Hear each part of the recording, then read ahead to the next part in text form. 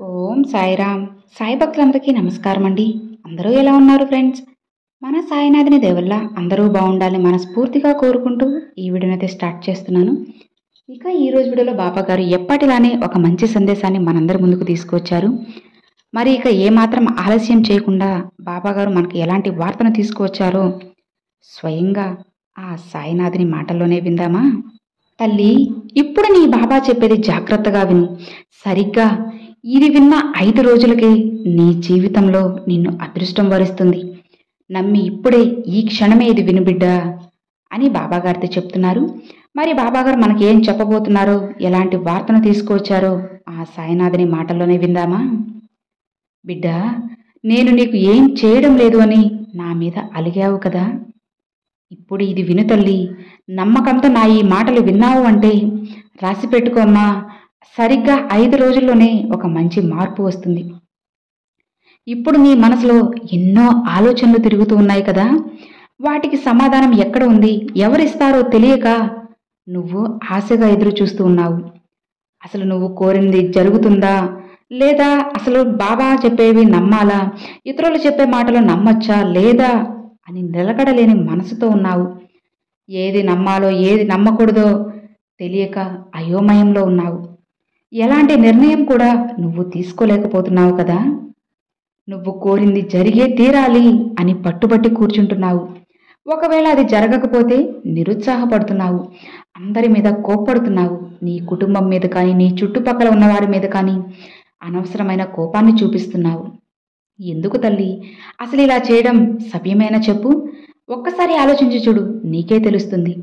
అలా నువ్వు ఎవరి మీద అంటే వాళ్ళ మీద కోప్పడితే ఎవరు మాత్రం ఊరుకుంటారు చెప్పు? అది నీ తప్పే కదా. నేను రోజు చెప్తూనే ఉన్నాను, కోపం వస్తే కోపాన్ని అదుపులో ఉంచుకోవాలి అని. నువ్వు అలా కాకుండా ఎందుకు తల్లి అనవసరంగా కంగారు పడుతూ భయపడుతూ ఏడుస్తూ ఉన్నావు? ఎప్పుడు కూడా దేనికి కంగారు పడకు, ఏమాత్రం దిగులు పడకమ్మా. ఈ ఉదయాన్నే నీ బాబా చెప్పే మాటలన్నీ సరిగ్గా విను తల్లి. ఇవి కేవలం నీకోసమే, ఎంతో కష్టాల్లో కూరుకుపోయిన నా బిడ్డ కోసం మాత్రమే. ఇది విన్న 5 రోజుల్లోనే నీకు అదృష్టం పడుతుంది తల్లి. నువ్వు ఆశ్చర్యపడే ఎన్నో అద్భుతాలు నీ జీవితంలోకి నేను తీసుకువస్తాను. ఇక నువ్వు ఆనందం అనే వాకిట్లో అడుగు పెట్టబోతున్నావమ్మా. అస్సలు నిర్లక్ష్యం చేయకుండా నీ బాబా చెప్పేది జాగ్రత్తగా మనసు పెట్టి విను తల్లి. అనవసరమైన ఆలోచనలన్నీ మనసులో ఉంచుకొని గందరగోళంతో నీ బాబా మాటలు వినడం కాదు. మనసుని నిలకడగా ఉంచుకో, ప్రశాంతంగా ఉండు. అప్పుడు నీ సాయి ఏం చెప్తున్నారో ప్రతి ఒక్క మాట నీకు అర్థమవుతుంది. నీ కష్టాలకు కారణం కూడా నీకు తెలుస్తుంది. ఇక నీ కష్టాలకు ఒక మంచి తీర్పు కూడా చెప్తాను బిడ్డా. నువ్వు ఒకరి మీద ఉన్న అసూయ వల్ల నీ ఎదుటివారు నీ మనసుని గాయపరిచి నిన్ను అవమానించి, నువ్వు ఏ తప్పు చేయకపోయినా సరే నిన్ను నిందించినా కూడా నువ్వు వాళ్ళపై కోపం చూపించకమ్మా. అసలు వాడిపై ద్వేషం పెంచుకోకు. అర్థమైందా? నువ్వు వాళ్ళ మనసుని గాయపరచాలి అని కూడా అనుకోకు తల్లి. ఏంటి బాబా మీరు ఇలా అంటున్నారే, నన్ను అంతలా బాధ పెట్టి నన్ను ఏడిపించిన వాళ్ళని నేను ఏమీ అనకూడదా, అసలు ఆలోచించకూడదా, పట్టించుకోకూడదా, ఇలా అంటే ఎలా బాబా అని చెప్పి అడుగుతున్నావా? అందుకు సమాధానం చెబుతాను వినుబిడ్డా. వాళ్ళు నిన్ను అలా అవమానించి బాధ పెట్టి ఏడిపించడం వల్ల వాళ్ళేం ఇప్పుడు సంతోషంగా ఉండవచ్చమ్మా. భవిష్యత్తులో నీ కర్మలన్నిటినీ వాళ్లే తీసుకొని వాళ్ళు నువ్వు అనుభవించాల్సిన కష్టాలు, సమస్యలు, బాధలు, కన్నీటిని మొత్తం వాళ్ళు లాగేసుకుంటారు. ఆ విషయం వాళ్లకు తెలియదు బిడ్డా. నిజమా బాబా అని అడుగుతున్నావా?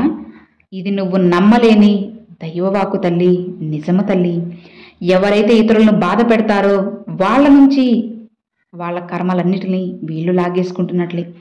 అందుకే నీకు చెప్తూనే ఉన్నాను, ఎవరిని బాధ పెట్టకమ్మా, ఎవరి మీద కోపాన్ని పెంచుకోకు అని. ఎవరైతే ఏ తప్పు చేయకుండా ఇతరుల్ని గాయపరుస్తూ బాధ పెడుతూ ఉంటారో వాళ్ళు వాళ్ళ కర్మల్ని పూర్తిగా లాగేసుకుంటారు. అలా చేయడం వల్ల నీకే కదా లాభం, వాళ్ళకే కదా నష్టం. ఆలోచించి చూడు. నువ్వు ఒకవేళ వాళ్ళని తిరిగి ఏమైనా అనాలి అంటే వాళ్ళ మీద జాలిపడు, అంతే తల్లి. ఇక అంతకు మించి నువ్వు ఏం చేయనవసరం లేదు. అర్థమైంది కదా? ఒకవేళ వాళ్ళను నువ్వు తిరిగి దెబ్బ కొట్టాలి అని చెప్పి అనుకున్నావు అంటే ఇక నువ్వు ఎక్కువ కర్మలను అనుభవించాల్సి వస్తుంది. కాబట్టి కోపం, ద్వేషం, అసూయ, ఈర్ష వీటేటి జోలికి నువ్వు అస్సలు పోవద్దమ్మా. ఒకవేళ నువ్వు ఎవరిదైనా పాపం మూట కట్టుకున్నావు అంటే అది ఈ జన్మలోనే కాదు తల్లి, జన్మ జన్మలకి నిన్ను వెంటాడుతూనే ఉంటుంది అని నువ్వు గుర్తించుకోవాలి. ఎవరు ఏమన్నా పట్టించుకోకు. కాస్త నిదానంగా నెమ్మదిగా ఉండు బిడ్డా. నీకు తగిలిన గాయాలు అన్నీ నాకు తెలుసమ్మా. ఇప్పటి వరకు నువ్వు పడ్డ కష్టాలు అన్నీ నాకు తెలుసు. అవన్నీ నేను చూస్తూనే ఉన్నాను తల్లి. మరి ఏంటి బాబా, అన్నీ చూసి కూడా అలానే ఊరుకుంటున్నారా, మౌనంగా ఉంటున్నారా అని అనకు. నీలో ఉన్న భయం కూడా నాకు కనబడుతుంది. నువ్వు నీ కళ్ళ నిండా కన్నీరు పెట్టుకుని ఏడుస్తున్నావు కదా. ఎందుకు తల్లి కన్నీరు పెట్టుకుంటున్నావు చెప్పు. అసలు నా బిడ్డ ఇంత పిరికిగా ఉండడం నాకు ఏం నచ్చడం లేదు.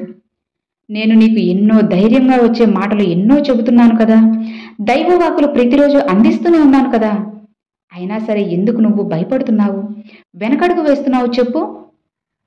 ఎలాంటి సమస్య వచ్చినా సరే ధైర్యంగా ముందుకు వెళ్ళు. సంతోషం వచ్చినా బాధ వచ్చినా సరే నేను నీకు తోడు ఉంటానమ్మా. నీ ఎదుగుదల కోసం నేను నీ పక్క బలంగా నిలబడతాను. ఇక నీ కన్నీరు, భయం అన్నిటినీ విడిచిపెట్టేసే తల్లి. నువ్వు ఏదైనా సాధించాలి అంటే కొన్ని శోధనలు, కష్టాలు రానే వస్తాయి.